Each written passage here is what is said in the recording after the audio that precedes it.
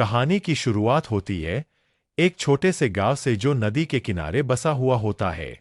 वहां एक छोटी लड़की अपने पिता की नाव में बैठी हुई पानी से खेल रही होती है। तभी उसके पिता वहां आते हैं और कहते हैं कि बेटा पानी से दूर रहना, मैं मछली पकड़ने जा रहा हूं। अगर तुम पानी में गिर गई तो एक बड़ी मछली तुम्हें खा जाएगी। लड़की मजाक में जवाब देती है कि अगर मछली मुझे पकड़ लेगी तो मैं ही उसे मसाला डालकर खा जाऊंगी। यह सुनकर उसके पिता कहते हैं कि अगर तुमने ऐसा किया तो शैतान तुम्हें खा जाएगा। यह सुनकर लड़की हंसने लगती है और कहती है कि शैतान जैसी कोई चीज नहीं होती। तभी उसके पिता उसे पानी की तरफ देखने को कहते हैं और खुद मछली पकड़ने वाला जाल लपेटकर उसे डरा देते हैं। लड़की डर जाती है और रोने लगती है। इसके बाद उसके पिता उसे हंसाने के लिए पानी में करतब करने लगते हैं। लड़की फिर से खुश हो जाती है और अपने पिता से एक और करतब दिखाने को कहती है। मगर तभी अचानक पानी के अंदर से एक शैतान उसके पिता को पकड़ लेता है और उन्हें नदी में खींचने लगता है। उसके पिता जोर जोर से चिल्लाते हैं, जिसे देखकर सभी गांव वाले डर जाते हैं। लेकिन कुछ ही देर में वह शैतान उन्हें अपना शिकार बना लेता है। इसके बाद पूरे गांव में डर फैल जाता है और उस शैतान को पकड़ने के लिए एक मोंक को बुलाया जाता है। मोंक अपनी शक्तियों का इस्तेमाल करते हुए पानी में एक बम फेंकता है, जिससे जोरदार धमाका होता है और एक बड़ी मंटा मछली मरकर पानी के ऊपर आ जाती है। इसके बाद मोंक गांव वालों को यकीन दिलाता है कि उसने शैतान को मार दिया है। सभी लोग उस मोंक को पैसे और तोहफे देने लगते हैं। तभी वहां तांग नाम का एक लड़का आता है। तांग सभी गांव वालों से कहता है कि आप लोग गलत समझ रहे हैं। यह मंटा मछली किसी को नहीं मारती। यह बहुत मासूम होती है। गांव का एक आदमी उससे पूछता है कि तुम कौन हो। इस पर तांग जवाब देता है कि वह एक बौद्ध मोंक है और उसका काम शैतानों को पकड़ना है। वह कहता है कि आप लोग उसे डेमन हंटर भी कह सकते हैं। यह सुनकर वहां खड़ा मोंक गुस्सा हो जाता है, क्योंकि गांव वाले तांग की बातों पर ध्यान देने लगते हैं। इसलिए वह तांग को झूठा और धोखेबाज बताकर लोगों को उसके खिलाफ भड़का देता है। सभी गांव वाले गुस्से में आकर तांग को मारने लगते हैं और उसे रस्सी से बांधकर लटका देते हैं। इसके बाद वह मोंक सभी से कहता है कि उसने शैतान को मार दिया है और अब सभी लोग आराम से नदी में जा सकते हैं। यह सुनकर गांव वाले बहुत खुश हो जाते हैं और नदी में उतरकर नहाने और खेलने लगते हैं। मगर तभी तांग को दूर से कुछ अजीब दिखाई देता है। वह जोर से चिल्लाकर सभी को नदी से बाहर निकलने के लिए कहता है, लेकिन कोई उसकी बात नहीं सुनता। तभी अचानक वही शैतान वापस आ जाता है और एक लड़की को पकड़कर पानी के अंदर खींच लेता है। यह देखकर सभी गांव वाले घबरा जाते हैं और जल्दी जल्दी नदी से बाहर निकलने लगते हैं। एक आदमी उस मोंक से कहता है कि तुमने हमसे झूठ बोला, लेकिन वह उन्हें शांत रहने के लिए कहता है। तभी शैतान अपनी लंबी जीभ से एक और आदमी को पकड़ लेता है और उसे भी मार देता है। अब गांव में पूरी तरह से अफरातफरी मच जाती है। सभी लोग डरकर भागने लगते हैं। तभी एक औरत अपनी बेटी को ढूंढने लगती है, लेकिन बाकी लोग उसे खींचकर सुरक्षित जगह ले जाने लगते हैं। गांव का सरपंच उस मोंक को पकड़कर उसे अपने पैसे वापस मांगता है और कहता है कि तुमने कहा था कि शैतान मर चुका है। लेकिन मोंक फिर से झूठ बोलता है और कहता है कि अब एक नया शैतान आ गया है। मगर तभी वह शैतान सरपंच को भी अपना शिकार बना लेता है। यह देखकर वह मोंक खुद भी डर जाता है और वहां से भाग जाता है। तभी तांग सभी लोगों से कहता है कि भागो मत, जहां हो वहीं रुक जाओ और नीचे लेट जाओ ताकि शैतान को लगे कि सब मर चुके हैं। कुछ देर बाद वहां सन्नाटा छा जाता है और शैतान पानी में घूमता रहता है। मगर तभी जेन नाम की एक औरत अपनी बेटी को आवाज देती है, जिससे वह बच्ची भागने लगती है। यह देखकर शैतान उस पर हमला करता है और उसे नदी की तरफ खींचने लगता है। जेन अपनी बेटी को बचाने के लिए दौड़ती है और उसके साथ कुछ गांव वाले भी आ जाते हैं। वे सब मिलकर बच्ची को छुड़ाने की कोशिश करते हैं, लेकिन वे सफल नहीं हो पाते और शैतान उसे अपना शिकार बना लेता है। यह देखकर तांग किसी तरह अपनी रस्सी खोलकर खुद को आजाद कर लेता है। उधर जेन अपनी बेटी का बदला लेने के लिए नदी में कूद जाती है। जैसे ही वह पानी में पहुंचती है, शैतान उसके सामने आ जाता है। जेन उससे कहती है कि मुझे मेरी बेटी वापस दे दो, लेकिन शैतान उसे भी मार देता है। इसके बाद शैतान गुस्से में पुल के खंभों को तोड़ने लगता है, जिससे कई गांव वाले नीचे गिर जाते हैं। उसी दौरान एक छोटा बच्चा भी नदी में गिरने लगता है। तभी शैतान अपनी पूंछ से पुल पर जोरदार वार करता है, जिससे वह बच्चा नीचे गिर जाता है। शैतान उस बच्चे को पकड़ने ही वाला होता है, लेकिन तभी तांग उसे बचा लेता है। तांग जल्दी से पास में लगे पानी भरने वाले झूले पर चढ़ जाता है और ऊपर पहुंचकर उस बच्चे को सुरक्षित कर देता है। मगर तभी शैतान पुल के बाकी खंभों को भी तोड़ देता है, जिससे तांग नीचे गिर जाता है और शैतान उस पर हमला करने लगता है। तांग किसी तरह वहां से बचकर निकल जाता है और शैतान लकड़ी के एक बड़े ब्लॉक पर गिर जाता है।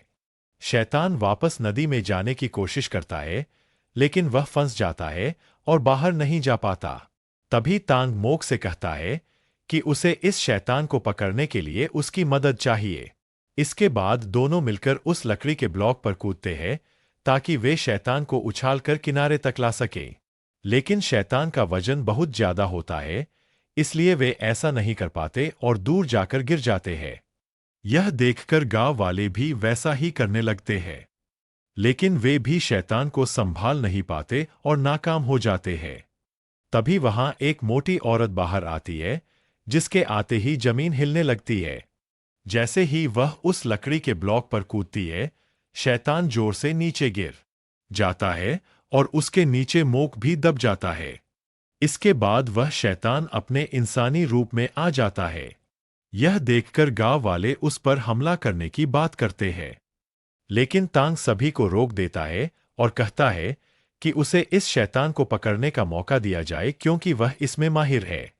तांग अपना सामान नीचे रखता है और अपने गुरु की दी हुई नर्सरी राइम की किताब निकालता है। वह किताब में लिखा हुआ गीत गाकर उस शैतान को काबू करने की कोशिश करता है, लेकिन शैतान को गुस्सा आ जाता है और वह टांग पर हमला करने लगता है। तभी वहां एक लड़की आती है, जिसका नाम डान होता है। वह आते ही उस शैतान को बुरी तरह मारती है और अपने कपड़े की मदद से उसे पकड़ लेती है, जिससे वह शैतान एक छोटी कठपुतली में बदल जाता है। इसके बाद डॉन तांग के पास आती है और उससे पूछती है कि क्या वह भी शैतानों का शिकार करता है। तांग जवाब देता है कि हाँ, वह भी एक डेमन हंटर है। वह अपनी किताब दिखाते हुए कहता है कि उसके मास्टर का मानना है कि उसमें एक खास हुनर है। यह सुनकर डान उसका मजाक उड़ाती है और अपने कड़े की ताकत दिखाती है। गांव वाले डान का शुक्रिया अदा करते हैं, लेकिन तांग उदास हो जाता है क्योंकि वह किसी को बचा नहीं पाया था। इसके बाद तांग अपने मास्टर के पास जाता है और कहता है कि वह फिर से नाकाम हो गया। तब उसके मास्टर उसे बताते हैं कि आज जिस शैतान से उसका सामना हुआ, एक समय वह शैतान बहुत ही नेक दिल इंसान था। एक दिन वह नदी के किनारे एक बच्चे की जान बचा रहा था, लेकिन गांव वालों को गलतफहमी हो गई और उन्हें लगा कि वह उस बच्चे को किडनैप करने आया है। इसलिए उन्होंने मिलकर उसे मार दिया और उसकी लाश नदी में फेंक दी। इसी वजह से उसके मन में गांव वालों के लिए बहुत गुस्सा भर गया और उसकी रूह एक शैतान में बदल गई। तभी से वह वापस आकर गांव वालों से बदला ले रहा है। यह सुनकर तांग अपने मास्टर से पूछता है कि क्या इन नर्सरी राइम में सच में इतनी ताकत होती है कि वे किसी शैतान को फिर से नेक दिल बना सके। इस पर उसके मास्टर उसे समझाते हैं, एक सच्चा इंसान उसे अच्छा बनाने की कोशिश करता है और उसके स्वभाव को बदलने की कोशिश करता है। उसके मास्टर कहते हैं कि तुमने कोई गलती नहीं की। जब तुम्हें पूरी समझ आ जाएगी तब तुम खुद जान जाओगे कि इन नर्सरी राइम में कितनी ताकत है। इसके बाद वह तांग को वहां से आगे बढ़ने के लिए भेज देते हैं। इसके बाद हमें एक कपल दिखाया जाता है जो एक रेस्टोरेंट में पहुंचते हैं। वह जगह पूरी तरह से खाली होती है, जिसे देखकर वे हैरान हो जाते हैं। तभी वहां एक वेटर आता है और उनका स्वागत करता है। वह उन्हें बैठाकर खाना परोसने लगता है। वेटर उनसे पूछता है कि खाना कैसा है। दोनों कहते हैं कि खाना बहुत स्वादिष्ट है और पूछते हैं कि क्या यह आपने बनाया है। इस पर वेटर कहता है कि यह खाना उनके उस्ताद ने बनाया है, जो बहुत ही लाजवाब खाना बनाते हैं। इसके बाद हमें उस शेफ को दिखाया जाता है, जो असल में एक सूअर वाला शैतान होता है। वह दिखने में काफी आकर्षक होता है और कपल के सामने डांस करने लगता है। इसे देखकर लड़की उस पर मोहित हो जाती है और उससे बात करने की जिद करने लगती है। लेकिन शेफ मना कर देता है। जब वह लड़की नहीं मानती तो वह शैतान अपना असली रूप दिखाता है और जोरदार आवाज निकालता है। यह देखकर दोनों डर जाते हैं और वहां से भागने की कोशिश करते हैं। लेकिन वह शैतान अपने हथियार से उन दोनों को मार देता है। इसके बाद हमें दिखाया जाता है कि तांग भी उसी रेस्टोरेंट में पहुंचता है। वह देखता है कि इस बार रेस्टोरेंट पूरी तरह भरा हुआ है। तभी एक लेडी उसके पास आती है और उसका स्वागत करते हुए रेस्टोरेंट के बारे में बताने लगती है। लेकिन असल में यह पूरी जगह शैतानों का एक मायाजाल होता है, जो इंसानों को फंसाने के लिए बनाया गया होता है। तांग इस सच्चाई को समझ जाता है। इसलिए वह सीधे उस लेडी से कहता है कि वह शैतानों का शिकार करता है और अब उनका खेल खत्म हो चुका है। इतना कहकर वह उस पर हमला कर देता है। यह देखकर बाकी शैतान भी गुस्सा हो जाते हैं और तांग पर हमला करने लगते हैं। मगर तभी वहां डान आ जाती है। वह अपने जादुई कड़े की मदद से एक एक करके सभी शैतानों को खत्म कर देती है। लेकिन उसे पता होता है कि असली खतरा अभी भी बाकी है, क्योंकि वहां पे एक डेमन छिपा हुआ होता है। इसलिए वह जोर से कहती है कि अगर हिम्मत है तो सामने आओ। तभी पिग डेमन बाहर आता है और डॉन से लड़ने लगता है।